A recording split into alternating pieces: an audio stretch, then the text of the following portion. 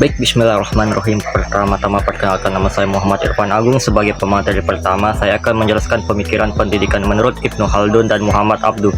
Dimulai dari Ibnu Khaldun, filsafat pendidikan Ibnu Khaldun mengedepankan pendidikan holistik yang mencakup aspek kognitif, efektif, sosial, dan spiritual dengan tujuan membentuk individu yang berkarakter, berpengetahuan, dan mampu berkontribusi pada kemajuan peradaban.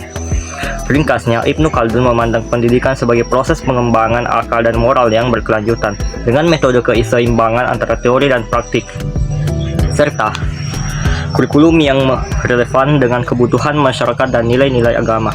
Pendekatan ini masih relevan dan dapat diaplikasikan dalam konteks pendidikan modern. Tujuan pendidikan Ibnu Khaldun melihat pendidikan sebagai sarana untuk mengembangkan akal dan pemikiran agar individu dapat matang secara intelektual dan berkontribusi pada kemajuan masyarakat. Pendidikan juga bertujuan membentuk karakter dan moral yang baik, mempersiapkan individu untuk sukses di dunia dan akhirat. Metode pendidikan Ibnu Khaldun, ia menolak metode indoktrinasi dan mengedepankan pendekatan yang seimbang antara teori dan praktik. Metode pembelajaran harus adaptif dan interaktif, menggunakan diskusi dan dialog untuk mengembangkan pemikiran kritis dan pemahaman mendalam. Kurikulum pendidikan Ibnu Khaldun menekankan pentingnya memilih ilmu yang memiliki nilai intrinsik seperti ilmu agama, syariat, dan ilmu alam serta ilmu instrumental seperti bahasa Arab dan logika. Kurikulum harus mengintegrasikan nilai-nilai agama dengan realistis di kehidupan sehari-hari. Peran pendidikan dalam masyarakat. Pendidikan berfungsi untuk melahirkan masyarakat yang berbudaya dan beradab serta melestarikan eksistensi masyarakat di masa depan. Pendidikan harus relevan dengan konteks sosial dan budaya serta mampu menyesuaikan diri dengan perkembangan zaman. Selanjutnya kita akan ke pemikiran pendidikan menurut Muhammad Abduh. Muhammad Abduh lebih menekankan keseimbangan antara pengembangan akal, kognitif, dan jiwa, yakni spiritual efektif, untuk mencapai kebahagiaan hidup di dunia dan akhirat. Ia menolak metode hafalan semata dan mengedepankan metode rasional dan pemahaman mendalam. Pendidikan menurut Abduh bertujuan membentuk pribadi yang seimbang antara intelektualitas dan moralitas sehingga tidak hanya cerdas secara intelektual tetapi juga berakhlak mulia. Abduh juga menolak dikotomi antara ilmu agama dan ilmu umum, mengusulkan integrasi lintas disiplin ilmu agar jurang pemisahan antara ulama dan ilmuwan yang modern hilang. Kurikulumnya disusun berdasarkan jenjang pendidikan dasar, menengah, dan tinggi yang disesuaikan dengan kebutuhan lapangan pekerjaan dan perkembangan zaman. Metode pengerjaan yang dianjurkan meliputi pemahaman konsep, tanya jawab, latihan praktik, dan keteladanan guru.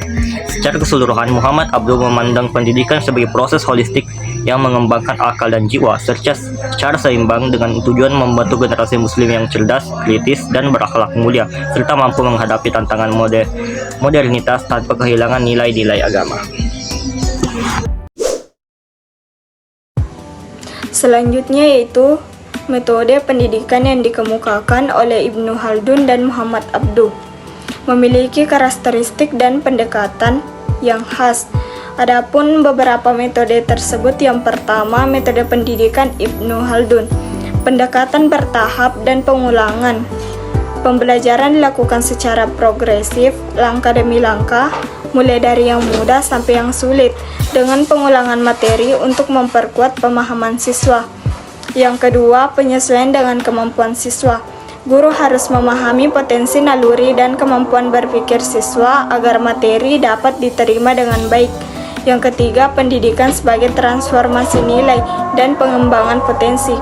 Pendidikan bertujuan mengembangkan kemampuan berpikir, perilaku baik, dan sikap sosial yang matang, bukan hanya sekadar mengisi otak dengan pengetahuan. Adapun metode lainnya, misalnya seperti kasih sayang, pengamatan kematangan usia, dan karya wisata untuk menghubungkan teori dengan praktik nyata.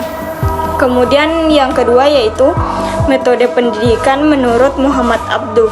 Tujuan pendidikan mendidik akal dan jiwa secara seimbang agar anak didik mencapai tujuan kebahagiaan dunia dan akhirat, mengembangkan aspek kognitif dan afektif secara harmonis. Metode yang pertama yaitu metode pemahaman konsep, seperti mengajarkan dengan menjelaskan maksud teks agar siswa memahami isi pelajaran tanpa bosan. Metode yang kedua yaitu tanya jawab, memberikan kesempatan siswa untuk bertanya, melatih keberanian dan kemampuan berpikir kritis. Yang ketiga, metode latihan dan pengalaman, yaitu melatih siswa melalui praktik langsung, misalnya dalam beribadah dengan guru sebagai teladan. Penekanan pada pendidikan moral dan spiritual selain pendidikan intelektual agar lahir generasi yang berakhlak mulia dan berpikir kritis.